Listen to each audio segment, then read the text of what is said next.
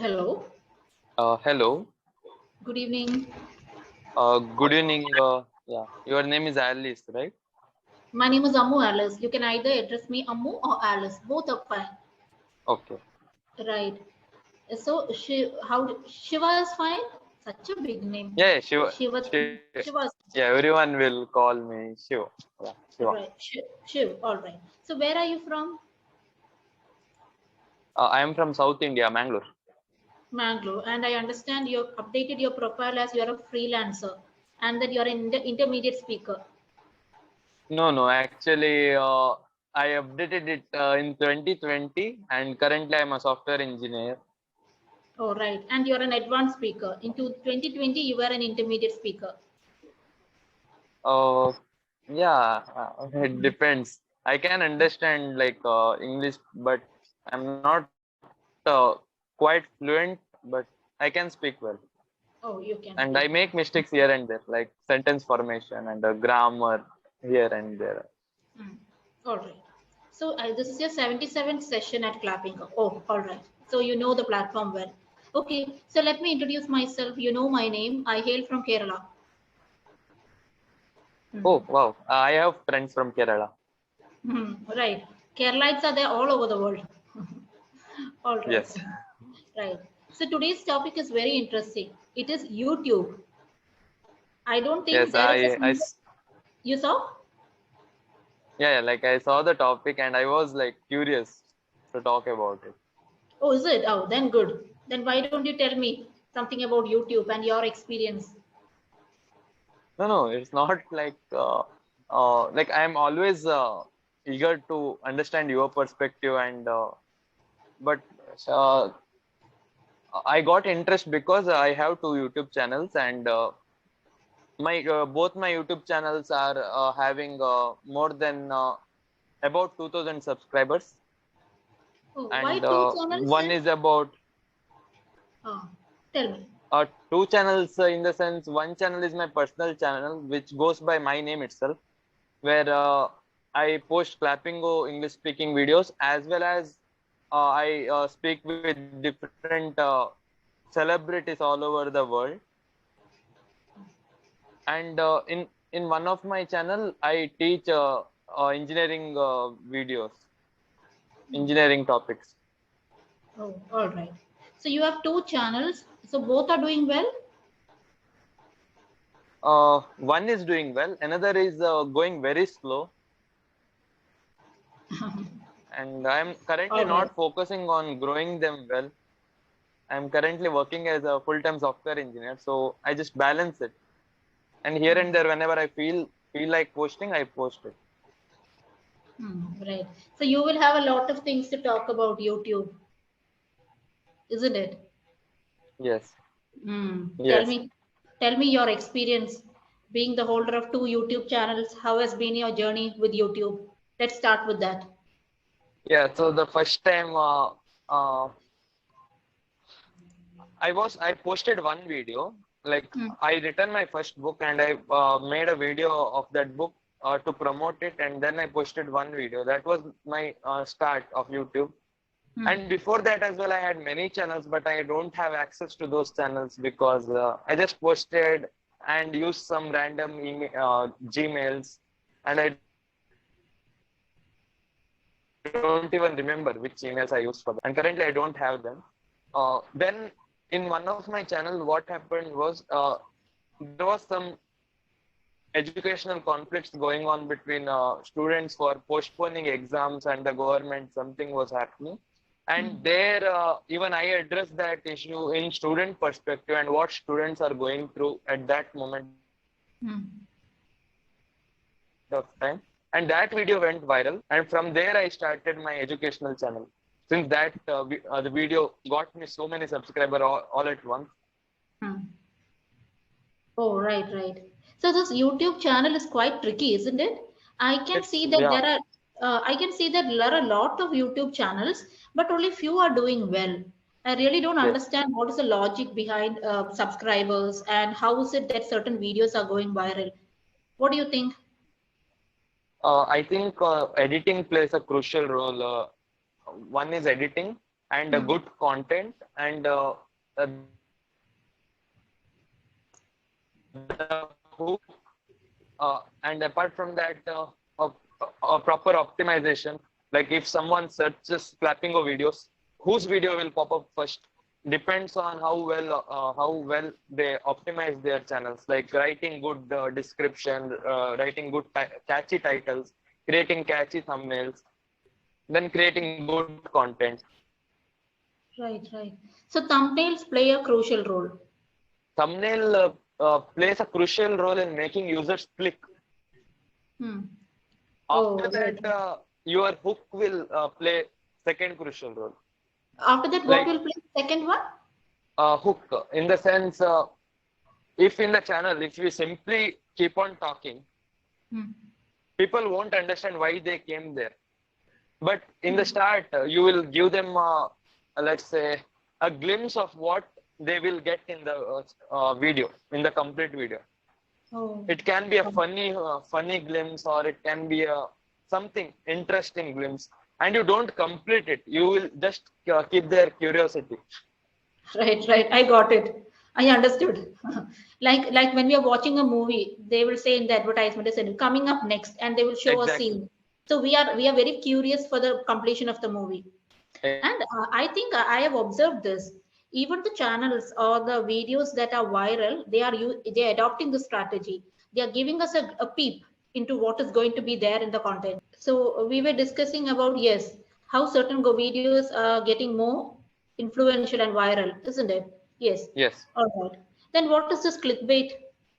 Tell me, this is Uh, another technical jargon, clickbait. Hmm. so I don't like people who promote clickbait a lot, because it's like they will make you click on the video. They will design the thumbnails in a way that people will click on the video, but they won't get the value out of it. Oh, Like they right. will tell you, click on the video to make 1,000 rupees in 1 hour or something like that. And people will interestingly click, and then they find out that it was just clickbait. So that is Oh, clickbait. right, right. And are you getting some monetary benefits out of your channels? Yeah, but I can withdraw it after some certain limit. Currently, I think my one channel, I saw it was like $7 something, Oh, right, right. but until some threshold, we cannot withdraw it. Oh, right, right. And you have to consistently keep posting things, isn't it? Yes, that is Yeah. one yeah, challenging part. Since I'm not a full-time YouTuber, it's a bit hard for me. Mm. Right, right. All right. Any other aspects of YouTube that you would like to share with me that common people like me are not aware? Only when we do something, we experience it and we can say that, isn't it? See, these are the things which are happening internally. Something like that? Yes, in the sense, when you first create your channel, there are two threshold in order for your channel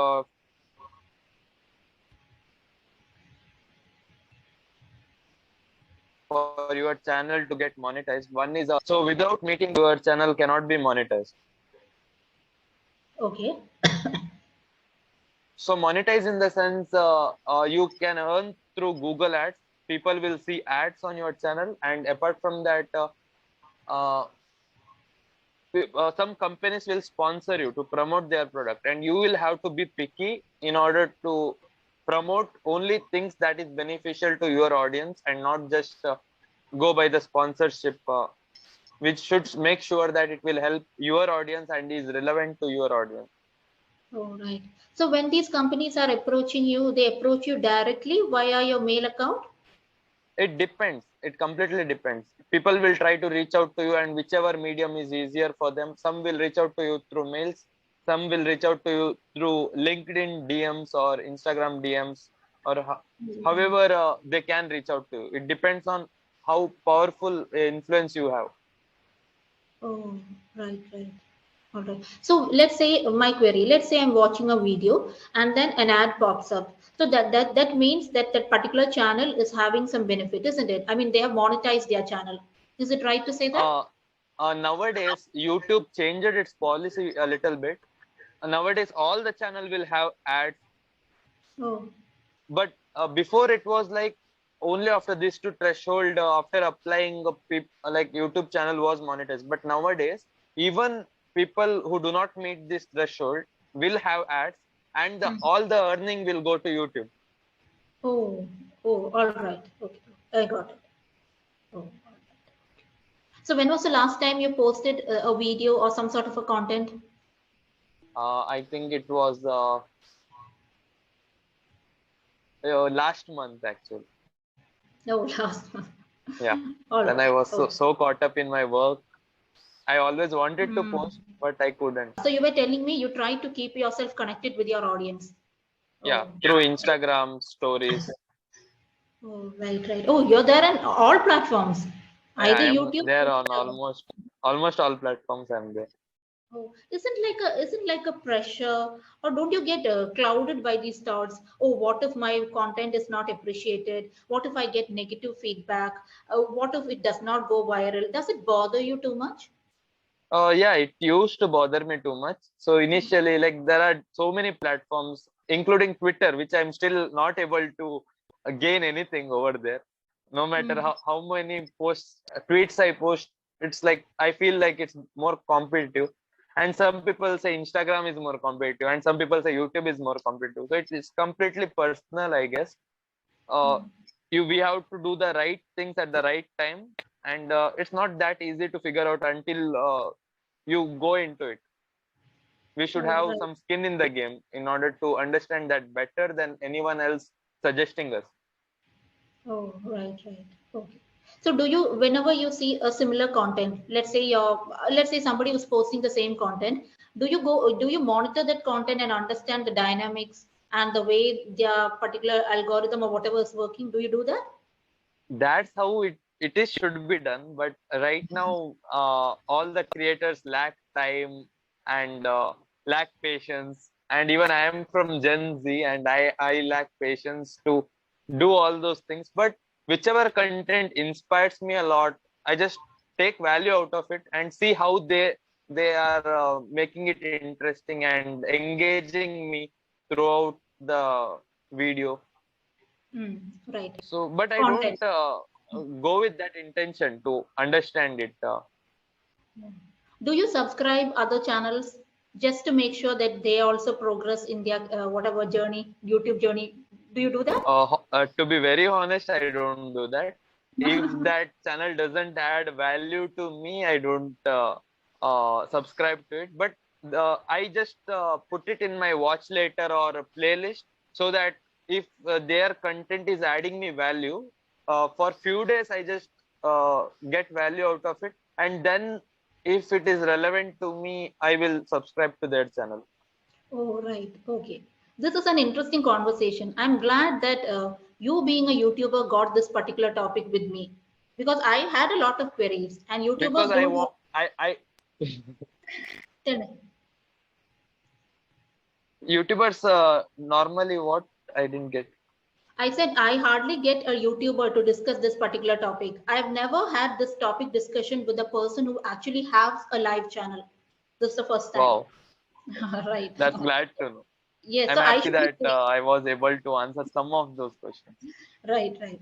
All right. Now, I automatically got disconnected from the call. So I had sent you two sentences. Can you say it in the chat box? Is it visible for you?